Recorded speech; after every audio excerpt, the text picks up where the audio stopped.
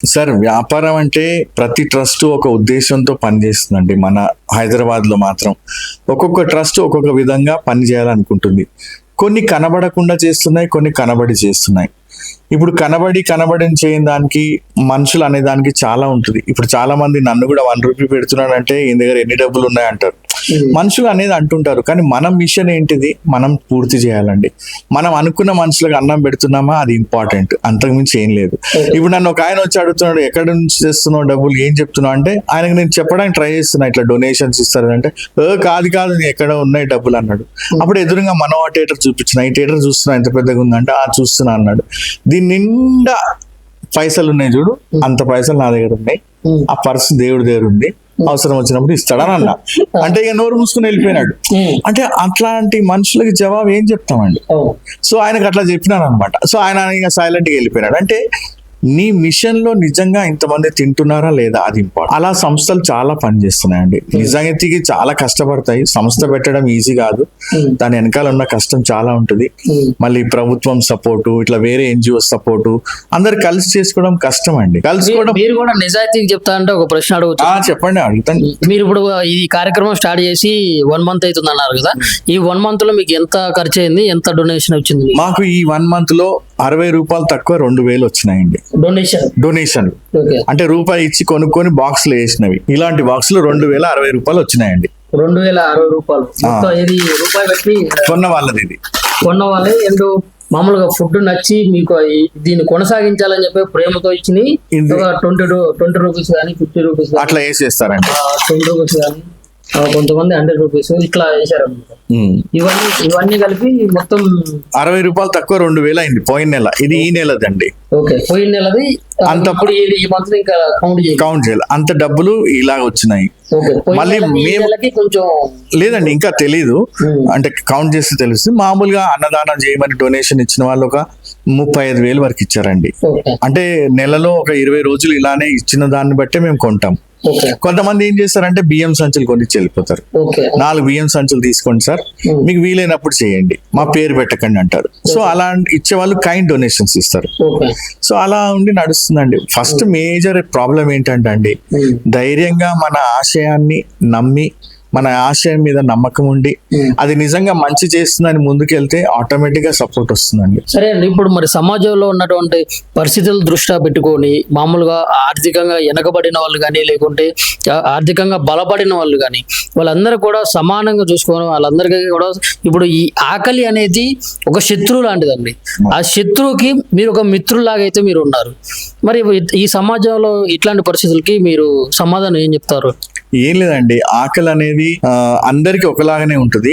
ఆకలి విలువ తెలిసిన వాళ్ళకి తెలుస్తుంది, తెలియని తెలియదు అనేది లేదండి. సమాజంలో మనము పుట్టి పెరుగుతున్నప్పుడు మనకు ఆకలి తీర్చడానికి ఉన్న మన తల్లిదండ్రులు ఎలాగున్నారో అలాగా ఈ రోజు సమాజంలో చాలా ఆర్గనైజేషన్స్ ఉన్నాయండి ఆకలి తీర్చడానికి. కొంతమంది జేబుల్లో 500 నోటు ఉన్నా గానీ ఆయన తినలేడు, ఎందుకంటే ఆ ఏరియాలో ఆయనకు హోటల్ దొరకదు. సో ఆకలి అనేది కామన్ అండి. కానీ మనకి ఇప్పుడు ప్రస్తుతం మన హైదరాబాద్ ఎంతో గొప్ప సిటీ అవుతుంది రాను. ఎంత పెద్ద సిటీ అవుతుందంటే, ఇంతకుముందు ఏమన్నా నచ్చకపోతే ఇంట్లో పని దొరకకపోతే బొంబాయి వెళ్ళిపోతా అనేది, నేను బొంబాయి పోతారా పోయి అనేది. ఎట్లా పోతారా, పోతారా పోయి, ట్రైన్ లో టికెట్ లేకుండా పోతా, ఆడ ఏదైనా కూలి పని చేసుకుని వస్తా అంటుండే. అంటే బాంబే వాజ్ అ డెస్టినేషన్, ఎందుకంటే బాంబే పెద్ద సిటీ, అక్కడ ఎవరికైనా పని దొరికేది. ఇప్పుడు ఈ రోజు మన హైదరాబాద్ అంత పెద్ద సిటీ అయింది. ఇక్కడ ఎక్కడెక్కడ నుంచి వస్తున్నారు, అందరు వచ్చి పని చేసుకుంటున్నారు. సో ఇంత పెద్ద సిటీలో మన సంస్థ కూడా ఒక మంచి రెస్పాన్సిబిలిటీ తీసుకొని అలాంటి వాళ్ళకి పెడితే కూడా మంచిదని. ఇప్పుడు బాంబేలో మనం వెళ్తాము, బాంబే ఊహిస్తేనే సినిమా యాక్టర్లు అనుకుంటాము. మనం అక్కడ పని చేస్తాం అనుకో, కూలి పని కానీ హోటల్లో కానీ, మనకు వచ్చిన జీతంతో మళ్ళీ వెళ్ళి హోటల్లో తినలేము సార్, అలా ఇంటికి కూడా పంపించలేము. సో ఒక బెస్ట్ ఆప్షన్ ఏంటంటే ఇలాంటి సంస్థలు ఉండడం వల్ల ఇలాంటి వలస కార్మికులకు చాలా బెటర్ ఆప్షన్ అండి. మీరు చేసినటువంటి పనులు కూడా అన్ని కూడా సేవా కార్యక్రమాలు అయినప్పటికీ కూడా మరి మీరు ఎదుర్కొన్నటువంటి అవమానాలు చాలా ఉంటాయి సార్. అది మామూలుగా కామన్. అన్నం పెడుతున్నాం అనుకోండి, ఒక ఆయన వచ్చి అన్నాడు ఇప్పుడు మీకు డబ్బులు ఇట్లా వస్తున్నాయని. ఇంకొక ఆయన అంటాడు మీకు ఎవరన్నా దాతలు పెద్ద వాళ్ళు ఉన్నారేమో అంటారు. కొంతమంది అంటారు ఓహో సరే నువ్వు ఇదేదో ప్లానింగ్ తోటి డబ్బులు సంపాదించడానికి చేస్తున్నావేమో.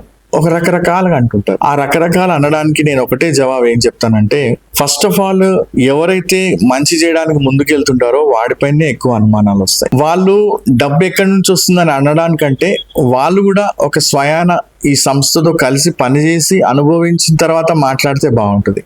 మా ఉద్దేశం మెయిన్ గా ఏముంది, అన్నం పెట్టాలని, అంతే, అంతకుమించి ఏం లేదండి. అవమానాలు అంటే అందరూ అంటుంటారు నీకు ఎక్కడి నుంచి వస్తుందని. ఇప్పుడు చెప్పినాను కదా, మనోహర్ థియేటర్ అంతా మొత్తం కట్టలు ఉన్నాయి నా దగ్గర. మరి అది దేవుడు ఇస్తే తీసుకుంటున్నాను అంటున్నా. అలాంటి బ్యాంక్ ఉంది, దేవుడి దగ్గర పర్స్ ఉంది, అడిగినప్పుడు ఇస్తున్నాడు, పెడుతున్నా. కానీ గుండె ధైర్యంతో ముందుకెళ్ళడం చాలా కష్టం అండి. అవమానాలు ఎదుర్కొంటూ కూడా వెళ్ళాలంటే కష్టం, చాలా కష్టం. దానికి ఇట్లా మీలాంటి మీడియా వాళ్ళు సపోర్ట్ చేసి మా ముఖ్య ఉద్దేశాన్ని బయట పెట్టడం, ఎక్కడెక్కడి నుంచో చూసి వచ్చి వాళ్ళు మాకు సహాయం చేస్తారు. శ్రీకాకుళం నుంచి 2 అబ్బాయిలు వచ్చారు, కార్పెంటర్ పని చేసి వెళ్ళిపోతున్నారంట ట్రైన్ ఎక్కడానికి. ఆకలి వేస్తుంది, ఇక్కడ రూమ్ లో నుంచి వెళ్ళిపోతున్నారు. వచ్చి తిని మళ్ళీ వచ్చి తిని అంటాడు, సరే నేను శ్రీకాకుళం వెళ్ళి మీకు డొనేషన్ పంపిస్తా అంటాడు. పర్లేదు లేండి, మీరు మంచిగా తినని వెళ్ళండి.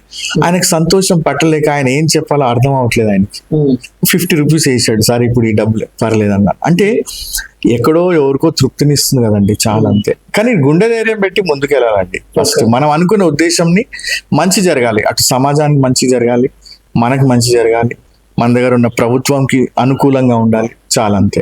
ఓకే, ఇప్పుడు మీరు చేపట్టినటువంటి కార్యక్రమం ఎట్లయితే ఉందో సేమ్ అంటే ఇప్పుడు ఇది సికింద్రాబాద్ ఏరియాలో ఒక ప్రాంతంలో ఒక ప్రదేశంలో అయితే మీరు అయితే పెట్టారు. అట్లా సిటీ మొత్తం, రాష్ట్రం మొత్తం, దేశం మొత్తం కూడా ఉంటే ఆకలితో ఉన్నటువంటి ఎవరు కూడా లేకుండా ఉంటారు కదా. అట్లా కొంచెం మీలాగా ఆలోచించాలనుకున్న వ్యక్తులకి మీ తరపున మీరు ఏం సలహా ఇస్తారు, ఎట్లా ఏం చెప్తారు? సార్, హైదరాబాద్ అంటేనే చాలా చోట్ల మేము చిన్నప్పుడు చూసింది, క్యా కర్ రహే తూ అంటే బైపీసీ కర్ రహా, తూ క్యా కర్తా రే, మై భీ బైపీసీ కర్తా అంటాడు. అంటే కైకురే తూ కైకు బైపీసీ కర్తా, మై కర్ రూ నా, మై డాక్టర్ బంత్, అరే మై భీ బంత్ రే భయ్ అంటారు. అంటే there is no proper vision ఉండకపోయేది. ఆ విజన్ ఏం చేయాలనేది తెలియదు. ఈ రోజు ఇంటర్మీడియట్ చదువుతున్నా, డిగ్రీ చదువుకున్న పిల్లలను అడగండి ఏమవుతారా అని అంటే, అయిపోతా, ఫ్లోలో ఉంది కదా సిఏ అయిపోతా, లేకుంటే ఫ్లోలో ఇంజనీర్ అయిపోతా అంటాడు. కానీ వాడికి రియల్ గా ప్యాషన్ ఏముంది, వాడు ఆర్టిస్ట్ అవ్వాలని ఉందా, పెయింటర్ అవ్వాలని ఉందా మాత్రం చెప్పలేడు, ఎందుకంటే భయపడతాడు అనమాట. ఆ భయం ఉంటుంది లోపల. సో అలాంటి విషయంలో ఇక్కడ ఎవరన్నా దీన్ని సేమ్ గా చేయాలనుకుంటే చేస్తే కరెక్ట్ గా నిజమైన వాళ్ళు వచ్చి తింటారండి. నిజమైన వాళ్ళు వచ్చి తింటారు. హైదరాబాద్ లో మనకి చాలా వలస కార్మికులు ఎక్కువైపోయినారు కాబట్టి కొన్ని చోట్ల దీన్ని సేమ్ గా కాపీ కొడితే మంచిగా ఉంటుంది. ఇప్పుడు నేను వృద్ధాశ్రమం పెట్టినప్పుడు చాలా మంది కాపీ కొట్టి వృద్ధాశ్రమం పెట్టిన వాళ్ళు ఉన్నారు. అంటే మంచి ఉద్దేశం కలిగి ఉన్నారా, మంచి లేదా అని తెలియదు, కానీ వృద్ధాశ్రమం అయితే మొదలైంది. అలా మొదలైనట్టుగానే ఇది కూడా ఎవరన్నా కాపీ కొట్టి ఇంకో దగ్గర 1 రూపీ పెట్టడం మొదలు పెడితే మెయిన్ గా అయితే వలస కార్మికులు కడుపు నిండుతుందండి ఫస్ట్. ఇక భిక్షాటన చేసుకోవాలనుకున్న వాళ్ళు అక్కడ నుంచి జరగరు, వాళ్ళ దెబ్బకి పట్టి కట్టుకోరు. మనం ఎంత బతిమిలాడినా, మేము ఎంత తిరిగి వాళ్ళని ఒప్పించడానికి ట్రై చేసినా అది కాని పని. సో అలాంటి వాళ్ళు కాదు, కానీ ఇలాంటి వాళ్ళకైతే యూస్ఫుల్ ఉంటుందండి. మీ యొక్క ఆర్థిక పరిస్థితి ఏంటి సార్? నా యొక్క ఆర్థిక పరిస్థితి ఏంటంటే, మా ట్రస్ట్ లో అన్నదానం కార్యక్రమే కాకుండా మేము హెచ్ఐవి వాళ్ళకి, మళ్ళీ సింగిల్ ఉమెన్ కి, ఇలాంటి వాళ్ళకి మేము స్వయం ఉపాధి కల్పిస్తూ ఈ బ్యాగ్స్ కుడతామండి. ఇలాంటి బ్యాగ్స్ స్టిచ్ చేస్తుంటాము, ఉపాధి కల్పిస్తాము. సో ఈ బ్యాగ్స్ అమ్మిన వచ్చిన డబ్బుతో హెచ్ఐ వాళ్ళకి న్యూట్రిషన్ ఇస్తుంటాము. మా స్టాఫ్ కి సాలరీస్ గానీ, మాకు గానీ ఇవన్నీ దీంతో జరుగుతుందండి. ఒక బ్యాగ్స్ తోటి ఇలాంటి వేరే వేరే బ్యాగ్స్ ఉన్నాయండి కాటన్ తోటి. ఇంకోటి ఏంటంటే అండి, ఈ మిషన్ తో ఏం చేస్తామంటే బాటిల్స్ కట్ చేసి నీళ్లు తాగడానికి, అంటే రీసైక్లింగ్ ఆఫ్ ద వేస్ట్ అంటారు దీన్ని. చూపిస్తానండి ఒకసారి. ఇప్పుడు ఈ బాటిల్ ఉంది కండి, దీని మీద పండబెట్టి కట్ చేసి ఇక్కడ గ్లాస్ అవుతుంది. ఇది ఇక్కడ ఈ గ్లాసెస్ పైన స్టిక్కర్ పెట్టి సేల్ చేస్తాం. ఇలాంటి దానికేమో గిఫ్ట్ ఇస్తాం. ఇలా డోనర్ కి ఇలా ఇచ్చి థ్యాంక్ యూ అని వైన్ బాటిల్స్ తీసుకొస్తాము.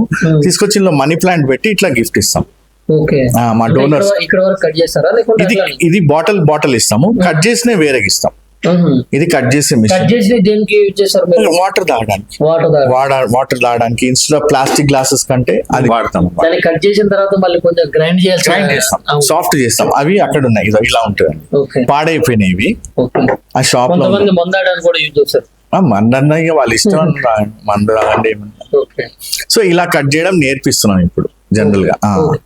బాటిల్స్ కొనుక్కొస్తాం, ఇందులో పెట్టి నేర్పిస్తున్నాం. వన్స్ వాళ్ళు నేర్చుకుంటే ఈ బాటిల్స్ ని సెట్ గా అమ్ముతాం. సో ఇది మా ఇన్కమ్ సోర్స్. మా ఆవిడ టీచర్, స్పెషల్ ఎడ్యుకేటర్. సో ఆమె కూడా సపోర్ట్ చేస్తుంది. మా ట్రస్ట్ లో ఉన్న మెంబర్స్ అందరు సపోర్ట్ చేస్తారు మంత్లీ ఇంత కొంచెం. సో మెయిన్ గా ఏంటంటే సెల్ఫ్ ఎంప్లాయ్మెంట్ లాగా ఇలా చేసుకుంటే బాగుంటుందని మేము ఆలోచిస్తున్నాం. అనాథ వృద్ధాశ్రమం ఉన్నప్పుడు నేను వాటర్ వాషింగ్ సర్వీసింగ్ సెంటర్ పెట్టాను అనమాట. అనాథులు మగవాళ్ళు ఉంటారు కదా, కొంచెం వయసులో ఉన్న వాళ్ళకి అది నేర్పించి సర్వీసింగ్ నేర్పిస్తే బాగుపడతారని అది స్టార్ట్ చేసినాము. ఓకే. అన్ఎక్స్పెక్టెడ్ గా క్లోజ్ చేయాల్సి వచ్చింది 3 years ముందు.